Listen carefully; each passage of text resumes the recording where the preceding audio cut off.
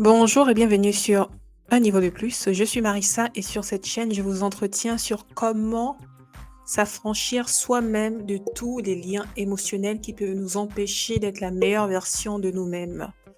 J'analyse des vidéos, j'analyse des commentaires de vidéos. Mon lieu de travail, c'est YouTube, Internet de façon générale. Et je décortique pour vous, avec vous, des comportements toxiques, des névroses justement qui peuvent vous empêcher d'atteindre le potentiel que vous pouvez viser pour tous vos projets personnels. Aujourd'hui, j'ai intitulé la vidéo Mon entreprise n'est pas un jouet. De quoi s'agit-il? Je vous laisse découvrir tout cela. À tout de suite.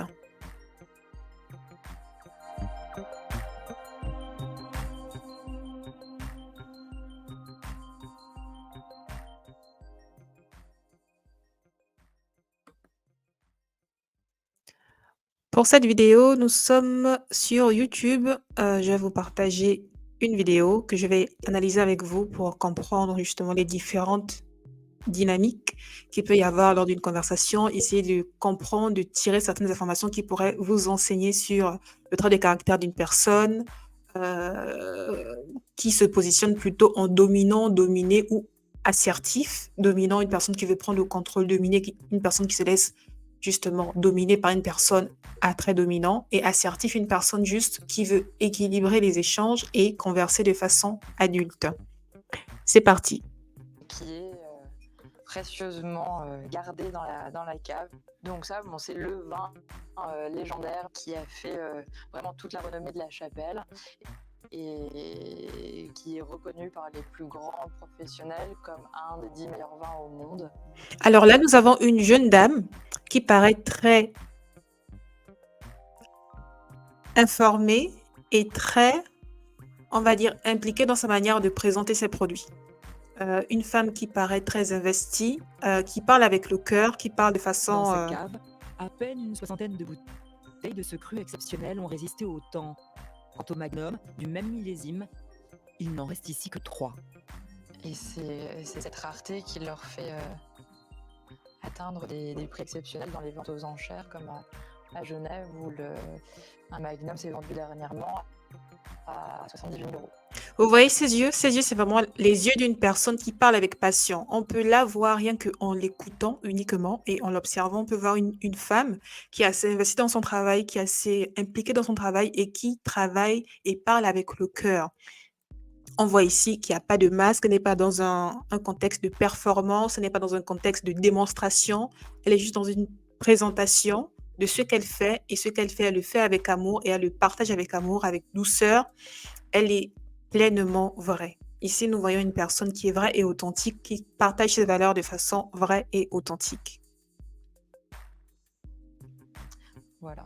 Si Caroline est là, c'est parce que elle en a les capacités. Voilà, ici, nous avons l'introduction du papa de Caroline, qui est justement le propriétaire du domaine dont elle a la responsabilité, Caroline. Et là, d'emblée, on voit qu'il s'explique aux caméramans, aux journalistes, justement, qui sont responsables de l'interview, du documentaire. Il explique que s'il a choisi sa fille pour gérer le domaine, mais c'est parce qu'elle en a les capacités. D'emblée, vous voyez, on rentre dans un rapport d'explication. Après, ça peut être la coupure, justement, des montages, des caméramans, etc. pour le documentaire. Mais les gens voient qu'il est dans une démarche d'explication, de démonstration, de preuve, justement, en prenant des mots forts comme capacité pour justement légitimer quelque part la place qu'il a donnée à sa fille dans la gestion du domaine. Parce qu'elle est ma fille. Sans ça, j'aurais embauché quelqu'un d'autre. Je lui ai pas fait un cadeau. La lagune, c'est pas un jouet. C'est un gros investissement. Voilà. Et là, vous voyez, il emploie des mots assez enfantins. Il dit, il n'a pas fait un cadeau à sa fille. La lagune, c'est pas un jouet, c'est un gros investissement. Vous voyez un peu justement le contraste qu'il y a. Il emploie cadeau, il emploie jouet, qui rapporte plutôt un univers assez enfantin, assez fleuri, assez joyeux. Il contraste ça avec gros investissement. Et tout cela pour parler de sa fille. Vous voyez ce que je veux dire? Et là même justement, on peut en tirer beaucoup de conclusions premièrement, on peut comprendre quelque part que c'est pas vraiment au journaliste qu'il s'adresse, il s'adresse à sa fille. Il a un discours d'adulte parent envers des adultes enfants. Vous voyez? Et même sa posture là, sa posture comme ça, les mains sur les hanches, et l'autre main là qui prend appui sur un support au niveau d'ici. Vous voyez que quelque part, il n'a pas une posture correcte face à des caméramans, mais c'est la posture qu'il prend, c'est-à-dire qu'il est vraiment quelque part à la fois dans un rôle de papa, mais aussi à la fois dans un rôle de responsable, parce qu'il parle de gros investissements. Je peux déjà en conclure également que leur rapport est assez ambigu, dans le sens où c'est un papa avec sa fille et à la fois un responsable avec sa N-1. Donc, les rapports sont assez flous, c'est pas vraiment clair. Euh, et je pourrais également en tirer un conseil pour vous, c'est que même en contexte professionnel, lorsqu'une personne comme ça a veut afficher une posture de dominant, avec des vocabulaires un peu enfantins, cadeau, enfant, jouet, par exemple, l'application, c'est pas un jouet, c'est une grosse application, etc. Vous êtes bien d'accord avec moi qu'il y a plusieurs manières justement de montrer la criticité d'une application. Il y a plusieurs manières de présenter la criticité d'un projet. Mais si le responsable ou la personne qui se fait responsable du périmètre présente le produit et met en garde tous les consultants en présentant le produit comme un jouet, vous comprenez justement, vous pouvez déjà comprendre plus ou moins les reflets de la personnalité de la personne avec qui vous parlez. Et clairement, il ne faut pas du tout vous laisser impressionner par ce genre de discours. Il faut juste comprendre que ce type de personnes sont juste dans la démonstration d'un logiciel qu'ils ont engrammé eux-mêmes. Et même souvent, très souvent, soit ils le font de façon réfléchie, dans le but de vous intimider, en employant justement des mots enfantins pour vous diminuer et pour prendre l'ascendant sur vous, ou alors ils le font de façon inconsciente parce que soit ils ont appris ce discours d'une autre personne qui a eu cet effet-là sur eux, ou alors ils le font pour se donner un genre, vous voyez. Du coup, c'est juste avoir une lucidité d'appréciation et d'analyse, et non pas forcément avoir une posture de jugement. Le but de cette chaîne, c'est pas de juger les gens. Après, nous sommes tous humains, forcément, nous pouvons juger. Peut-être que vous jugez également ma manière de parler, je ne sais pas. Mais le but, vraiment, c'est juste d'apprécier de façon juste comment les gens sont et savoir en tirer le meilleur, déjà pour vous améliorer, mais également savoir comment améliorer les rapports avec autrui. Donc, d'ici déjà, le monsieur, on peut voir qu'il a un discours assez enfantin. C'est sa manière, quelque part, de prendre le dessus et de rappeler justement les normes, de poser un cadre, mais également qu'il se veut assez strict et à la fois assez décontracté, parce que là, la posture comme ça veut dire plusieurs choses, hein. Déjà, moi, je vois peut-être qu'une personne qui veut simuler la décontraction, qui veut simuler le décontracté pour peut-être rendre un peu l'interview un peu friendly, ou alors ça peut aussi être la posture d'une personne qui veut montrer son ascendant sur les autres. C'est beaucoup de monde qui travaille sur la propriété et on n'a pas le droit à l'erreur. Voilà, on n'a pas droit à l'erreur, c'est beaucoup de travail, c'est pas un jouet, c'est un gros investissement. Et même par son vocabulaire, on peut comprendre que parce que les mots que nous employons, c'est également le reflet de ce que nous pensons. Par son vocabulaire, on peut déjà identifier que son papa, le papa à Caroline, c'est un monsieur déjà qui a beaucoup de rigueur, il se veut très rigoureux, très investi, très précis, mais aussi quelque part qui a peut-être dû se créer un personnage pour affirmer son autorité. Parce que souvent, pour affirmer notre autorité, nous portons des masques. Il y a des personnes qui ont conscience des masques qu'ils portent par rapport au rôle qu'ils peuvent avoir. Et malheureusement, il y a des personnes qui se fondent dans les masques qu'ils peuvent porter. Et souvent, ils se doivent d'être assez durs et stricts dans le cadre du travail. Et ce masque de dureté et de strict, ils l'apportent dans leur sphère à la fois parentale, envers leurs parents, envers leurs enfants ou bien envers leurs conjoints. Vous voyez ce que je veux dire? Le plus important vraiment, c'est toujours avoir cette lucidité des traits de caractère qui sont activés lorsque nous sommes dans certains domaines de nos vies. Quel trait de caractère j'active lorsque je suis au travail et quel trait de caractère je dois activer justement pour pousser mon travail au mieux et quel trait de caractère je dois taire lorsque je suis par exemple avec des amis, avec des conjoints ou avec ma famille. Vous voyez ce que je veux dire? Il faut toujours être lucide par rapport à ça. Et là, le monsieur, moi je pense qu'il est assez conscient des traits de caractère qu'il met en avant.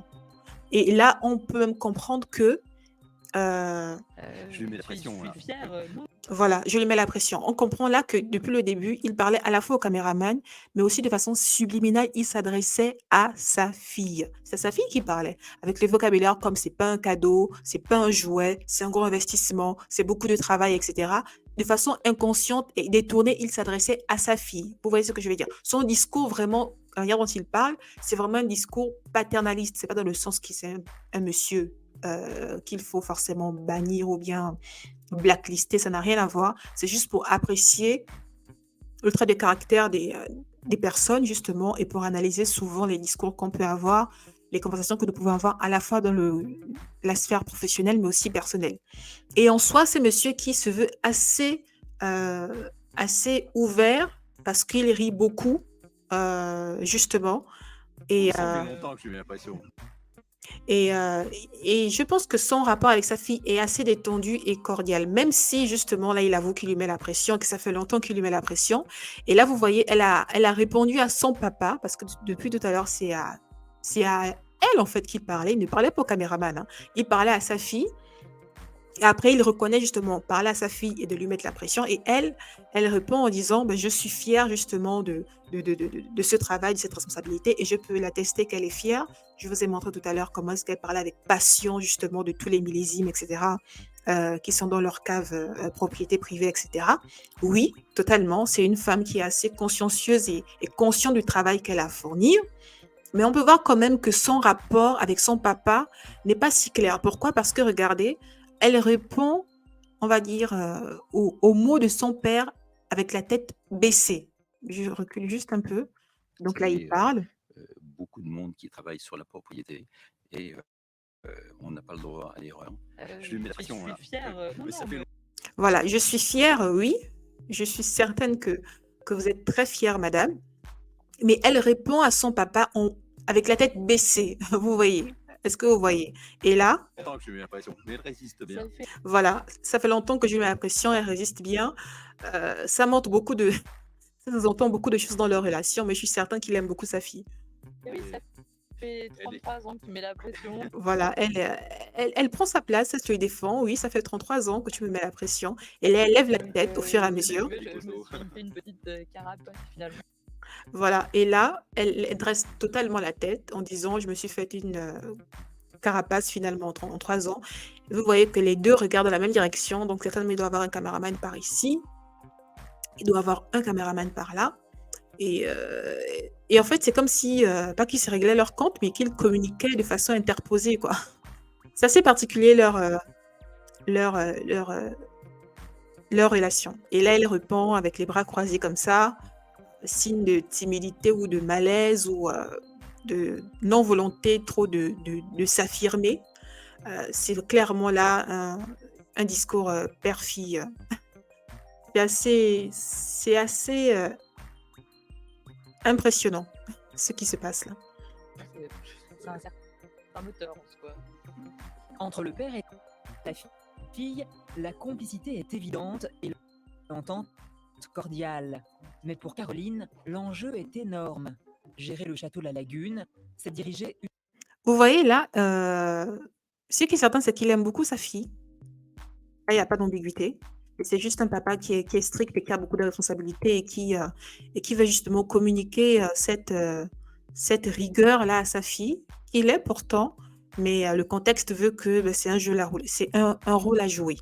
Et il faut comprendre souvent que même dans le milieu professionnel, il y a des personnes qui peuvent vous paraître hostiles, qui peuvent avoir justement un vocabulaire qui ne vous plaît pas. Mais souvent, il faut comprendre le contexte dans lequel il est. Souvent, il faut accepter aussi le vécu d'une personne, il faut accepter qui ils sont et le rôle qu'ils ont et quelque part, ben, les masques qu'ils ont dû se créer pour affirmer et asseoir quelque part le pouvoir qu'ils peuvent avoir et les responsabilités qu'ils peuvent avoir sur ce poste-là. C'est pourquoi il faut vraiment comprendre que dans la sphère professionnelle, il ne faut pas forcément prendre les choses de façon personnelle. Après, on a tous des égos, ça c'est certain, mais il faut toujours avoir quelque part cette distance-là et cette hauteur de comprendre ce qui se passe, quoi. Et elle, en soi, mais,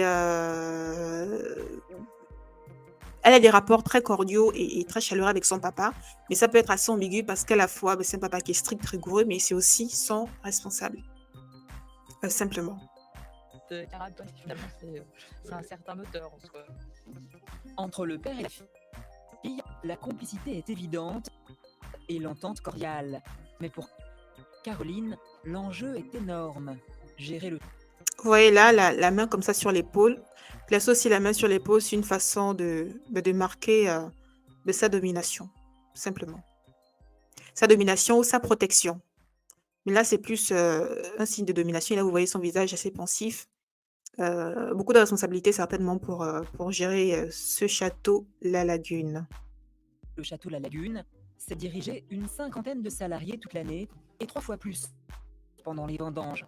Et surtout, produire 100 000 bouteilles par an, dont 70% destinées à l'export. Des